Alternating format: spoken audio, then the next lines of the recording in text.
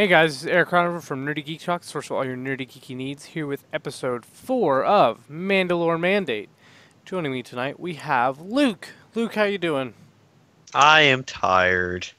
Me too, I feel you. So, we're gonna breeze through this, cuz oh gosh, it's a long week for me. It's the last week of classes, so this I is can only keep John contained for so long.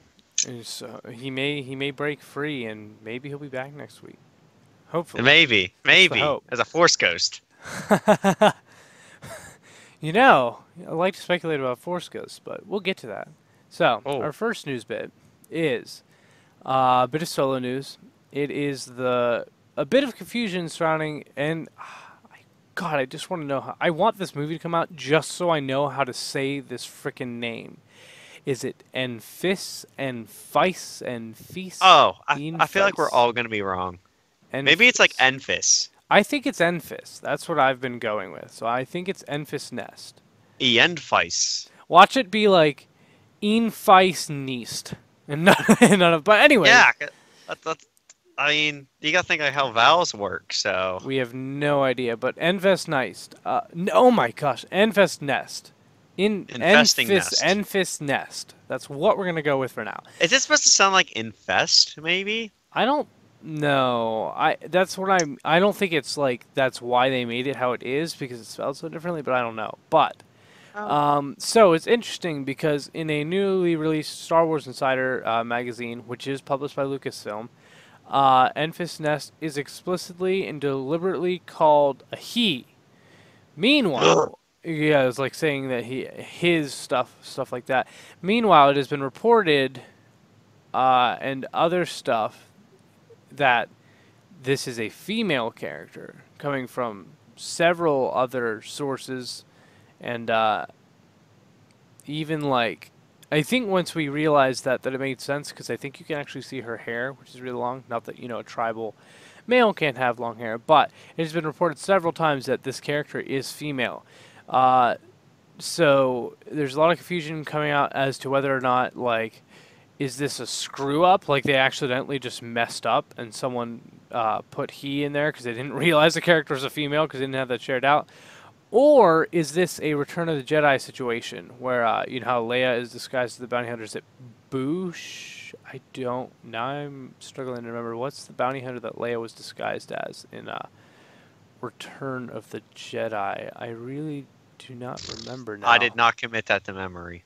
I want to say it's like Boosh, something like that. Enfys. I cannot remember. But either way, this may be a situation like that, where it's actually somewhat of a twist in the movie where oh, I was right. It's Boosh or Bausch, however you say it. It's Oh, you were wrong. Boushh.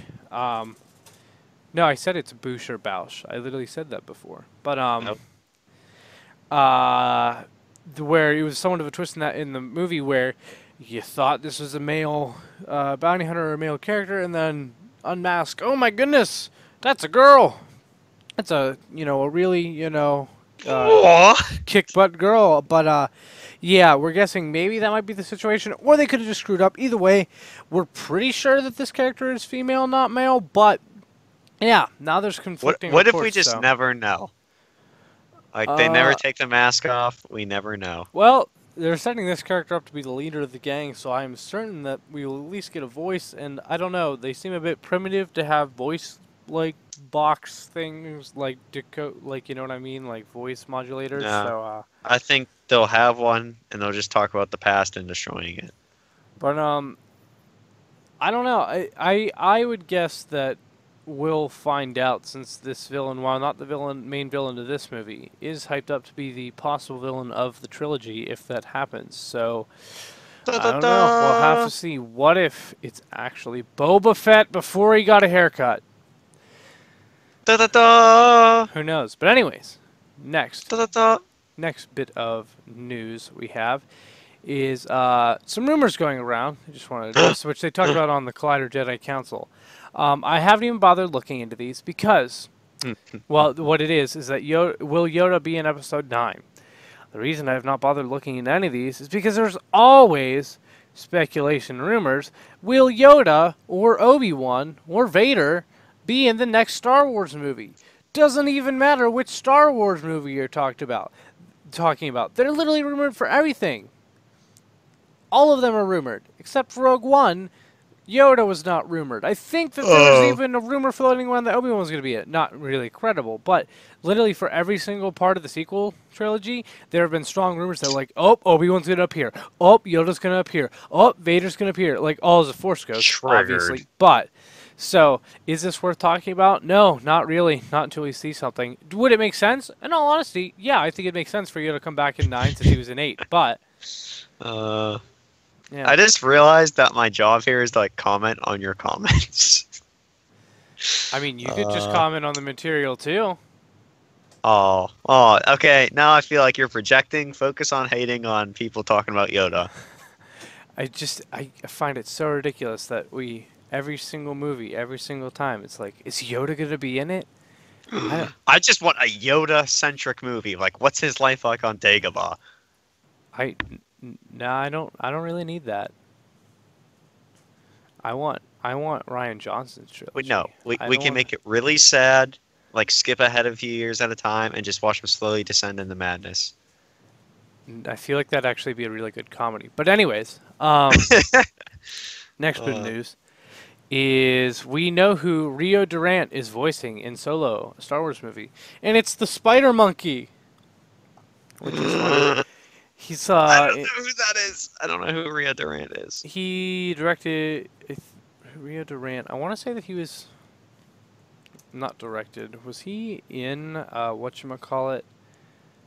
I'll Uh, just Google it real quick. I can't remember if I think I know him for something. I don't know, but either way, Rio Durant is voicing. We just know that that this character is voiced by him. It's the Spider Monkey that we've seen in the trailer. Is it Like, a basketball player? Because that's all the images that pop up. yeah, that's what I'm seeing. I don't know. I have no idea who Rio Durant is. We just know that. Weird. We just know that Rio Durant is voicing this character. Um, and you get to hear him in the TV spot say like, "Whoa, is that a Wookiee?" Which everyone's like, "Why is he so surprised?" You have to remember at this point that if he's seen Chewbacca, do you know why Chewbacca is free? Because Han Solo freed him. Almost all Wookiees are enslaved. So yeah, a Wookiee is a rare sight to see in person. It's very possible that is the first time he's seen a Wookiee. Everyone's like, that makes no sense. Actually, it does, because Wookiees are very much an endangered species at the Wait a moment. second. So Why does nobody? Why do more people not question that when they see Chewbacca? Um, Because I feel like all the seedy places they go, it would just be like, oh crap, we can get that Wookiee and sell it off to the Empire.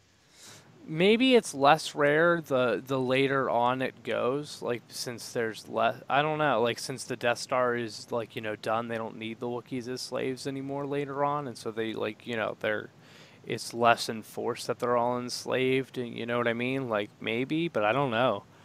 That's a good question, honestly. Um, but yeah. Next thing Will is Chewbacca be in Episode 9? that'd be a little weird if he wasn't, but Chewbacca's it's wife. possible he may be the only original trilogy character in Episode 9, but who knows? But speaking of Chewbacca, we have bios for the main characters of Solo: A Star Wars Story. So I'm just gonna read them off real quick. First off, we have it's not all nothing is really spoilery. It's just a little bit of details on the characters. Han Solo. All right. Times are tough under Imperial rule, with planets across the galaxy feeling the pressure of the Emperor's iron grip.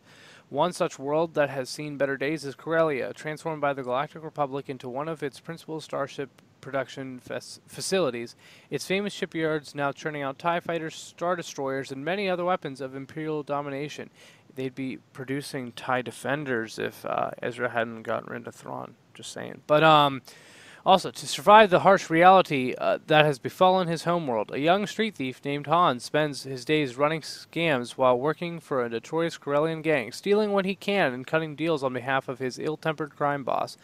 Han is unrefined, reckless, and continuously getting himself into scrapes, then improvising his way out of them. Never one to plan too far ahead, Han goes where opportunity calls. Determined to become the best pilot in the galaxy, he enlists in the Imperial Navy, only to find himself kicked out of the Flight Academy for having a mind of his own. But he's about to meet a charismatic rogue named Tobias Beckett, a man who will have an enormous impact on the kind of person that Han is destined to become. So there you go. There is Han Solo. Not a whole lot to say about that we didn't really know. I would say, yeah. I have a quick question. Except we did not know that he was working for a crime boss before the his little time at the Imperial Academy. But what were you gonna say? I feel like we definitely talked about this before, but how far in between is it? Where is this in the timeline? That's a good question. Because like, Um, is it before or after Rebels?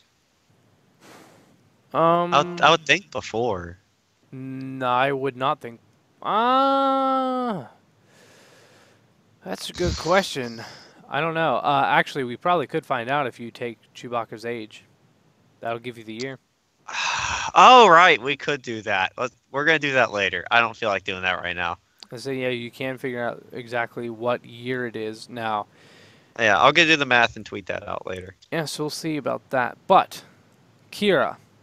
So this one's a lot shorter.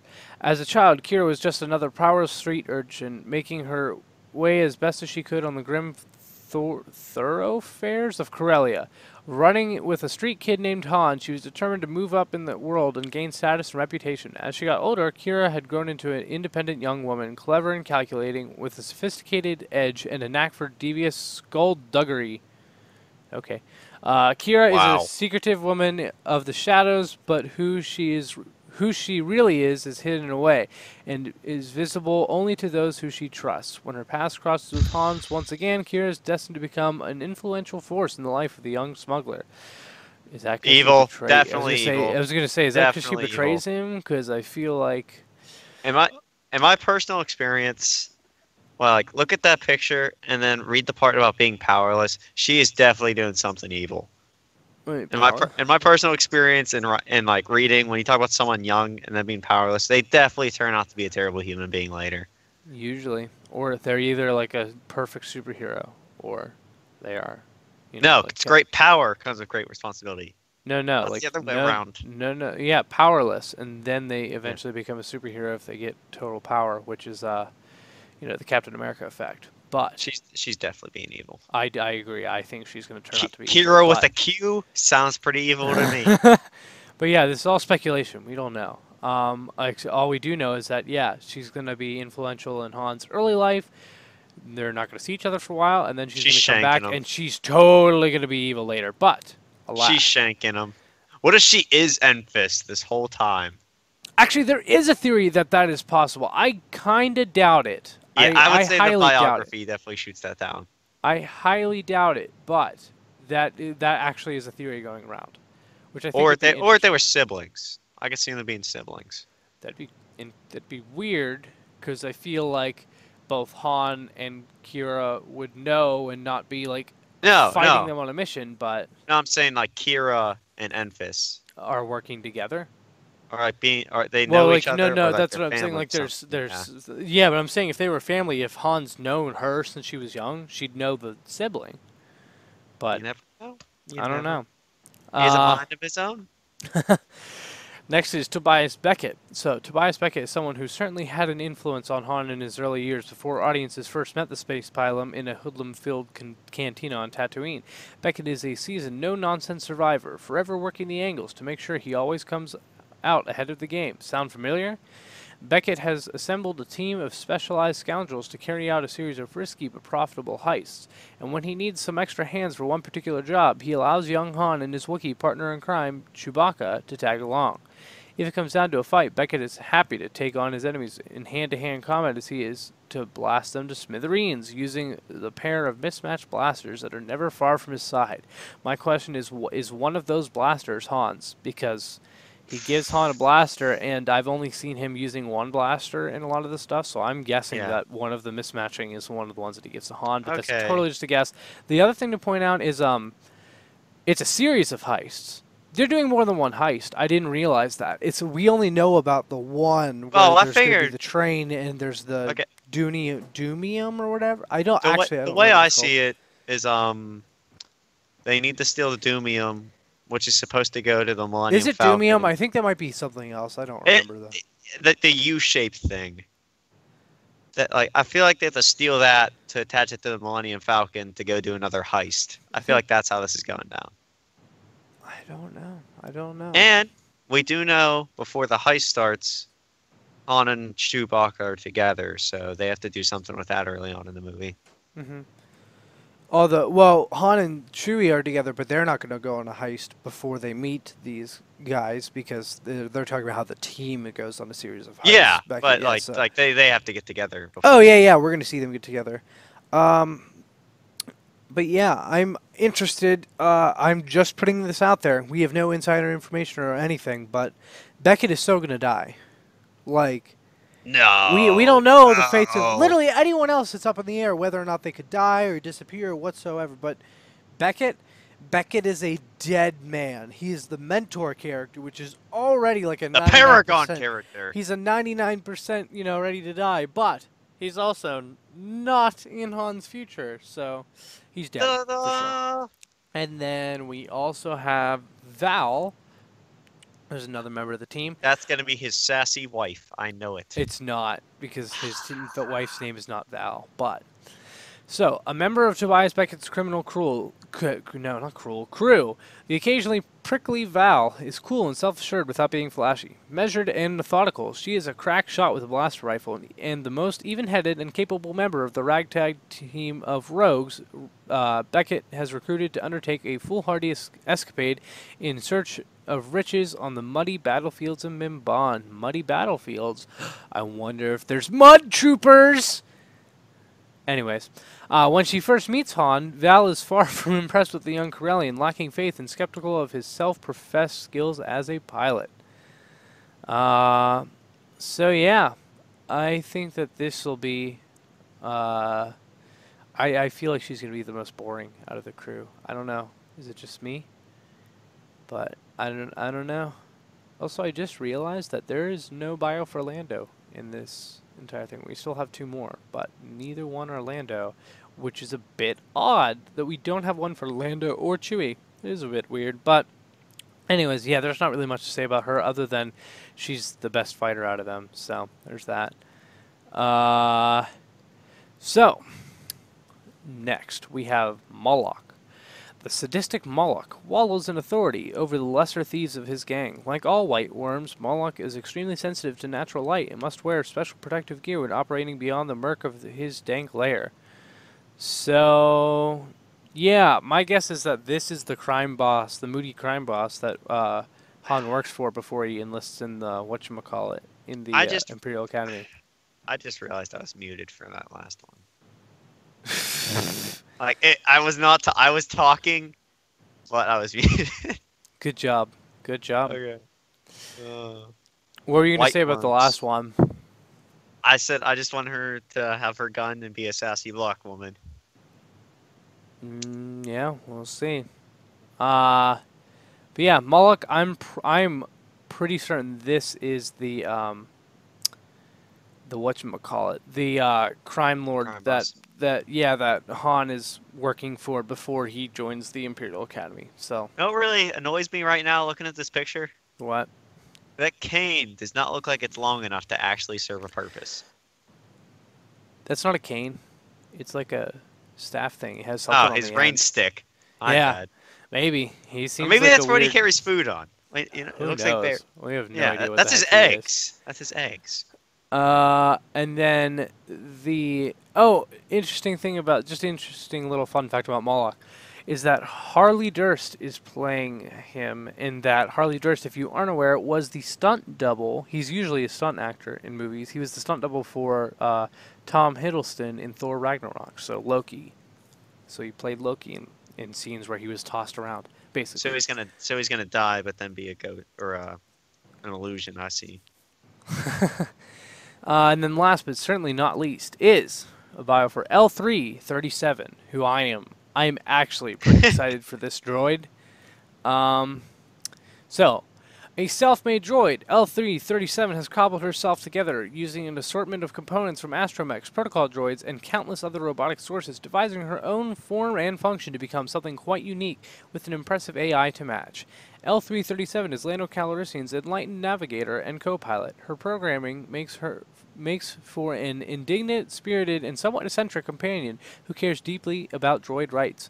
With a mind of her own, after all she built it, L337 is subservient to no one.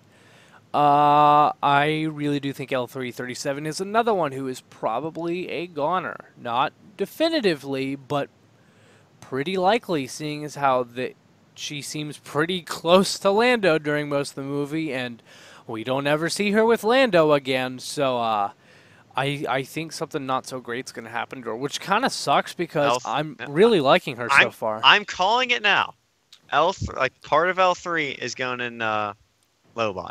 Calling it now. Yeah, we did mention that how that would be weird, yet it'd be kind of heartwarming, but also very creepy and weird if that were the case. But I don't know. I'm standing by that. Whenever that comes true, like I'm gonna be so proud. And look at her. I really hope her legs turn into chainsaws.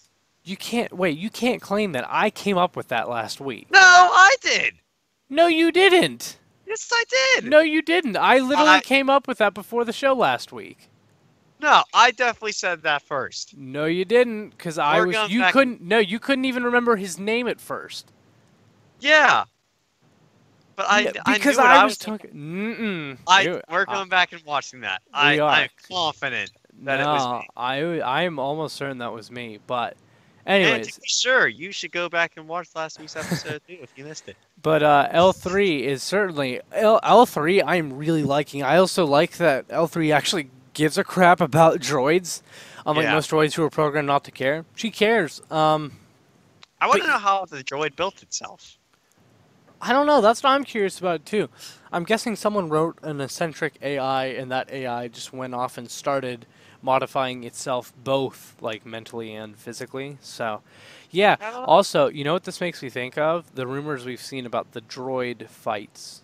Like, how there's going to be some kind of, like, a droid fight club type thing with, like, gonk droids and stuff, like, all armed with weapons, like, killing each other. I mean this droid arena? Yeah, the droid arena. Like here, as we discussed? Yeah, in yellow, underlined? So, no, you literally mentioned that a couple weeks ago before I saw what it was. What? Yeah. See, I don't remember that. But yeah, it was like the Lobot thing. It was like a week or two ago that you said that you'd seen something about that before I did. But yeah, so I'm pretty sure that this will impact that character somewhat. But who knows what'll happen to them? But anyways, I really hope like L3's legs turn into chainsaws. I highly doubt it, but that'd be so cool. It would be cool. Next thing is we have a slight description of Dryden Voss. This is another article.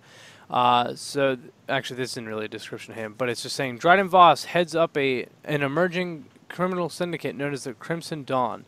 This organization has quickly cemented a reputation for ruthlessness. This is true of its leader as well, though Voss is no crude cutthroat. He surrounds himself with luxury. I find it weird that he is no crude cutthroat, yet he is like the one who is massively scarred and stuff. So is he not really a fighter, or I don't know. So yeah, this is interesting. And then the other thing is that Ron Howard has shared the first screening reactions for the movie, which is neat. And I'm assuming they're positive. So yeah, he said, well, based on feedback I'm getting from small screenings, I think she'd very likely to enjoy it. Action is cool, and Han's relationship between these characters drive the story in a fun and emotional way.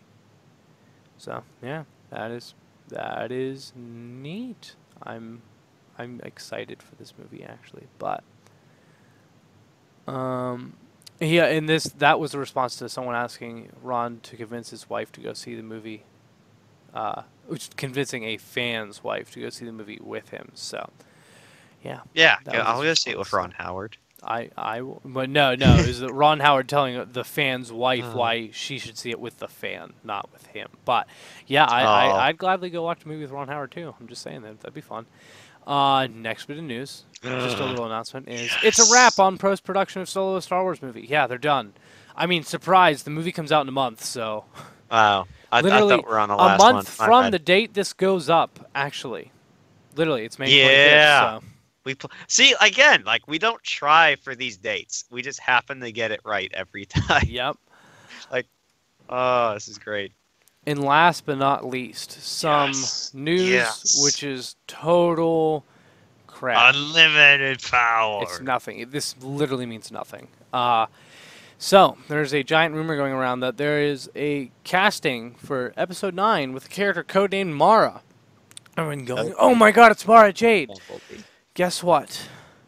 They're probably not going to codename someone as big of a deal as Mara Jade as Mara because everyone finds out the code names for everything. So they never make them what they actually are. It's either some sort of a pun or just flat out deception. I know for example, Transformers 3, the character code name for Sentinel Prime was Ultra Magnus. Ultra Magnus was never in that movie, was never even meant to be in that movie. It was just to throw fans off. That's why they do that, because if they did boring code names, then eventually fans will dig through and still keep trying to figure out what the code names mean, stuff like that. Not that they'll necessarily succeed, but if you do something like this, then everyone is not going to bother chasing the truth. They're going to go nuts over this name you just tossed out that's Mara, which could be Mara Jade. Is it possible that Mara Jade could be in Episode 9? Who knows? That's That's a possible. Force Ghost. Does this... No. We're not going to see a Force Ghost of someone you've never met. But... What if Rey was conceived by Force Ghosts? No. But then we... I mean, Okay. it's still possible we could see Mara Jade in Episode 9, but this casting code name means nothing for it. I'm just putting that out there. I'm just throwing this out there. Like I knew who Mara Jade was, but I didn't know that well. So like I went through the wiki real quick. Mm-hmm. Canon or Legends is freaking crazy. Yup. Like I was just reading half the stuff. It's like, oh, like she killed Luke's clone, Luke with two U's, and I'm just Yep. like all the stuff I'm reading. Like, That this Luke makes clone used no sense, the but that's so lightsaber. badass. That Luke clone used the lightsaber from Empire Strikes Back. Anakin's Yeah. lightsaber. Yeah, like And they that's talk about like cutting Star Destroyers in half. you know, she got killed by essentially the Kylo Yeah. Ren of Legends. Yeah, I did read that. Yeah, in her the nephew. wiki. I was gonna say, yeah, she was killed by Darth Kaitis, who was a Solo, was the son of Han Solo. So. But I still find Yeah. it weird that Luke's son is named Ben.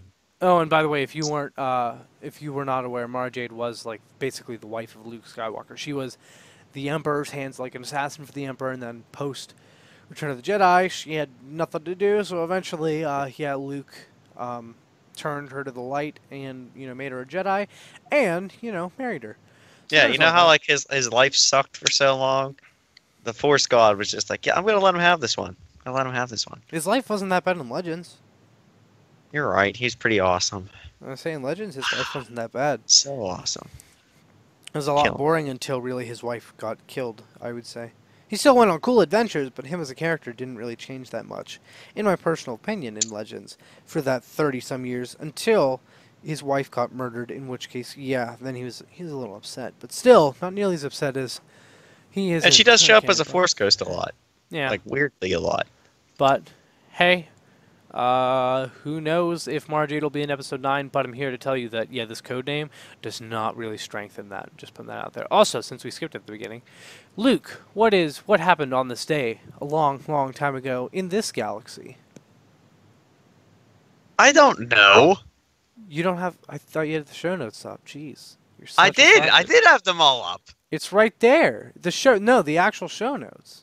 It's Oh, literally at the my top. bad. You had one job. You didn't tell me about this beforehand. So, Okay. Give me 1 second. jeez. Oh. Jesus, Luke. You had one job. Oh, okay. Okay. April 25th, 2014. The Lucasfilm Story Group discontinues the expanded universe. Oh, I didn't want. Why did I have to read that? I don't want to read. That's sad. It's not that sad. Why did I have to read that? Yeah, okay. I've brought this up before, but bring it up again. There's definitely a handful of people that followed this, like generally through their whole life, and then they're just like, yep, and unimportant now. Yeah, that's what The Last Jedi also is, but did you read it? What? Did you read what it was? I was blanking out for a second. Did you actually say it or no? Yes. Okay. Yeah. I couldn't tell. I looked at something else really Oh quick, my so god. I didn't know if you were just talking about it or if you actually said what it was. That yeah, the so this is expanded universe. Is that That's never what's counts. up. It's all called legends, but The death of a universe. I don't understand. Why do people care that it's not canon anymore if it was never canon with itself? It never was. It never went together. There was so much there was a ton of just ridiculous stuff. There was a ton of really cool stuff, but a ton of it conflicted. So saying that, hey, we're making a tight canon, it doesn't include this stuff, there's no reason to be upset about it Yeah. because it was Yeah. never a canon to begin with. I like to think of it as like how they did with like Batman continuity, where they're like, well, is this canon? Do you like it? Then yes, it is canon. Except Old Republic. And That's how just anything works. You can have your own head canon. It doesn't matter what they uh, say. So you can literally have your own head canon. It doesn't matter. all right, so But yeah, that's literally it's been 4 years now, which I find interesting. I honestly thought it'd been longer than 4 years, but yeah. Next thing to mention is we don't have any comic reviews this week, but I did want to mention that Poe Dameron issue 26 came out, and while normally I don't take a great interest in the comic, I will from now on because oh of what was revealed this issue. And what was revealed is that so he is the main what this issue is about is mainly what he was doing on Jakku during the Force Awakens. why does Whenever we everybody want to go to Jakku? after he crashed, and how we see Finn get off Jakku, but we never see Poe get off Jakku. Now this wasn't the novelization, so if you read the novelization, you already know how it goes. But this comic issue goes through it, and the reason it goes through this is because it's him telling both Rey and Finn this while on the Millennium Falcon after the Last Jedi. So this comic is moving forward with a timeline of after the Last Jedi because him covering that story is the last piece of Poe Dameron's story before the end of the Last Jedi. That we Oh don't know yeah, about. I just watched something about this. So this comic is going to be expanding the timeline from now on. Like this will An literally expanded universe, if you would. so this comic will literally be the furthest thing into continuity that we have until episode 9 comes out because nothing is going past the Last That's pretty Jedi funny. yet. So this is, and it already does because it literally is him talking to Rey and Finn after the movie ends. So yeah, we're gonna get more in here. I'm curious what we'll see in here because I'm pretty sure there's going to be a significant time gap before episode 9 starts. So this could cover some of that. Now, I'm curious how much it'll cover. Like, if Leia dies, will this comic cover Leia's death, or will the movie just mention it, or will Leia even die? Who knows? But it is just worth mentioning that, yeah, this comic, you might want to pay attention to it even if you weren't before, because now it is covering a brand new time period. It's not just Poe Dameron in a previous time period before The Force Awakens. This is post-Last Jedi. This is literally the only thing we're getting post-Last Jedi, so I'm going to gobble this up. What if she becomes Mara Jade when she dies? What? Yep, she like trades her life to bring back the Force Ghost of Mara Jade. Are you talking about Rey? No, I was talking about Leia. Oh. No, because that would be creepy and weird. I don't know. Like she's kissed her brother before. There's a good chance like she's also his wife. No, there isn't. But anyways, our discussion topic, which is exactly what the discussion topic is. Do not try to play this off as a different thing because we'll get to that another week. Why don't I do that? So this is which Jedi would you want to be a Jedi Padawan to? Now, the reason I say that is this isn't you can't pick to be the apprentice of someone of a different Force faction. It has to be a Padawan to a Jedi. They can be a Jedi Knight, Jedi Master, doesn't matter. So, which Jedi would you choose to train under if you had your choice? I feel like I can definitely guess who you're gonna pick, so I want to try and be different. I just really like Plo Koon. He seems like a really chill dude. I just love sitting there watching like his little tentacle things move when he talks. I I think I'd be really happy with that. And then he can teach me like the electric stuff. So I'll I can be shock. honest, I actually considered that one. That wasn't what I'm going to choose, but I chose that one, and then it's actually between two different. Now that I'm Can I thinking guess? about it, Can I guess? you can guess. I bet I you'll guess feel one like of them. I want to say one Space Windu. What's the other one?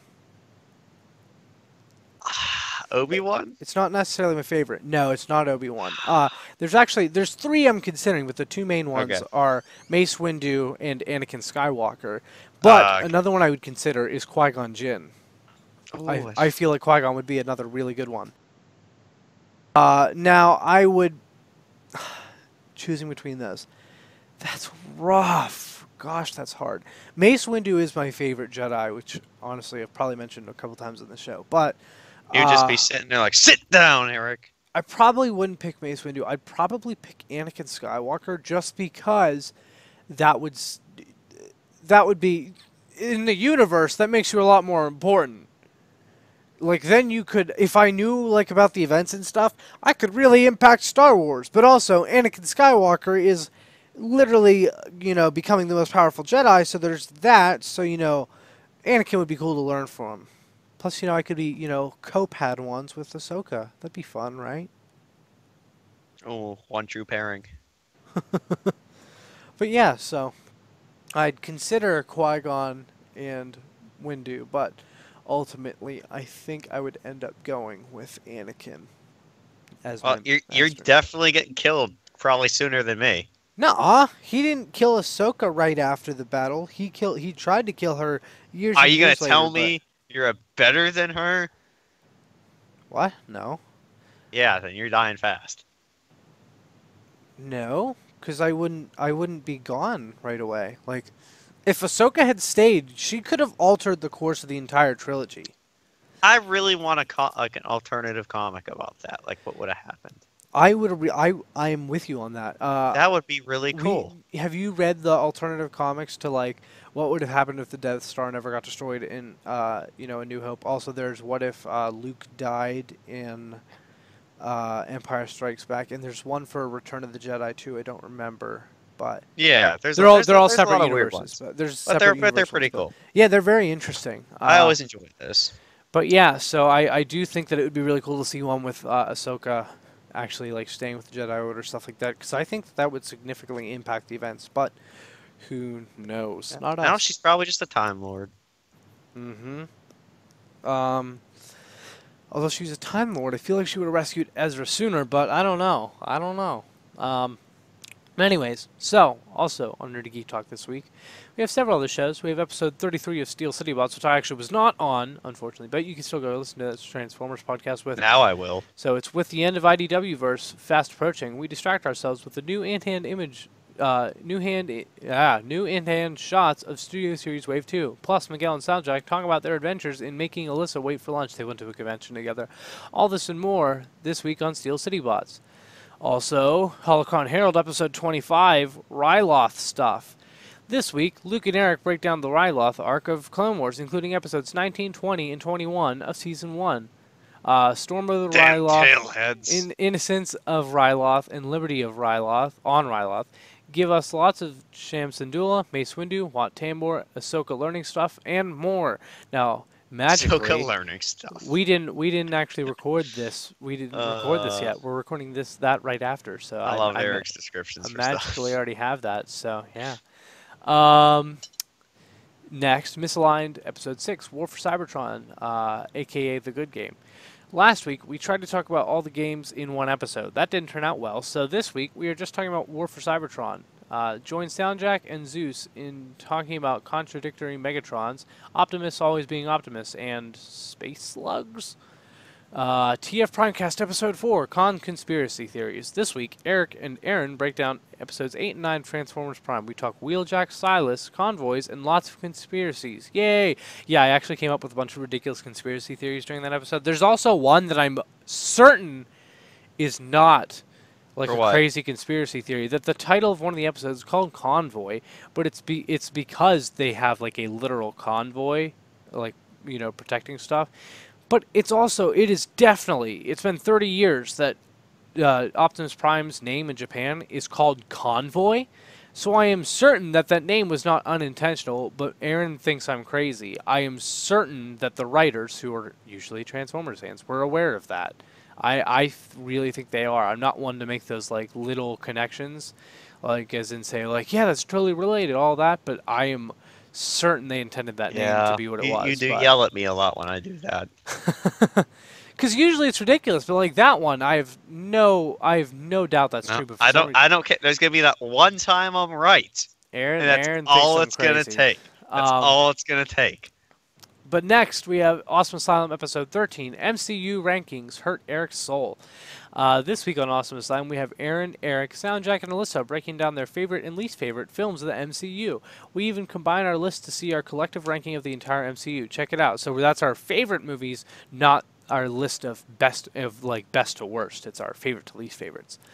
Which are all very, very different. So that's actually a pretty interesting one to check out if you want. Just a side note, next week, well, actually, this coming weekend for Awesome Asylum, we will not have an Infinity War review because it comes out this weekend. We're giving you another week so that way more people can listen to not worry about spoilers. So the following week we will be doing an Infinity War review with as many Nerd Geek Talk people as possible. But this week for Awesome Asylum, what we're going to do instead is an Avengers commentary with anyone on Nerd Geek Talk who wants to be on it. So probably not a ton of people, but it will be an Avengers commentary, which should be pretty interesting to do. So definitely look forward to that. Because if you want to rewatch Avengers with the commentary on, that's not a bad idea. Since in the spirit of Infinity War just not coming out. And last but certainly not least, Anime Overdrive Episode 2, One Punch Man. In this episode, Chris and Alyssa are joined by Russell, and together they delve into the recent classic that is One Punch Man. Plus, a Japanese salaryman kills a tidy-whitey clad bisque. I have no idea what that's talking about. You do not know anything about One Punch Man, do you? I know that he's a guy who can kill everything in one punch, and he really wants to find something that doesn't die in one punch. Dude, it's so freaking good. Like, it's one of those few shows where, like, some of the fights, you can just watch it over and over again. Like the Clone Wars? Yeah. But, yeah, so if you're Sure. interested in any of those, go check those out. Social media, you can check any of those out by subscribing to Nerdy Geek Talk on any of your favorite podcasting places. Google Play, Apple Podcasts, iTunes, Stitcher, and Podbean, all that good stuff. And then also on YouTube, we are at Nerdy Geek Talk, so you can subscribe there as well if you'd like. You can follow us at Nerdy Geek Talk on Twitter, and then personally, you can find me at Eric Crowbar on Twitter. And Luke, where can people find you on the Twitters? On the tweeters, you can find me at Darth_Sand66, where I reply to Eric and only Eric. I feel so special.